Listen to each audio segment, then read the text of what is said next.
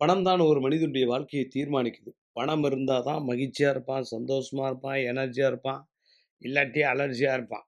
இந்த பணத்த வந்து சேர்க்கறதுக்கு ஒண்ணுமே கிடையாது. உங்க வீட்ல உங்க அம்மா, இல்ல உங்க மனைவி, இல்ல உங்க வீட்ல இருக்கிற ஒரு பெண் குழந்தைகிட்ட டெய்லி ரூ. 1 வாங்கிட்டு போணும்.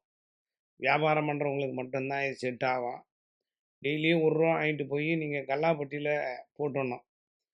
இப்படி தொடர்ந்து ஒரு 15 நாள் வாங்குனீங்கனாவே உங்களுக்கு வியாபாரம் ஆட்டோமேட்டிக்கா பிக்கப் ஆயிடும். ஆனா, அவங்க கம்பல்சரி குளிச்சிருக்கணும்.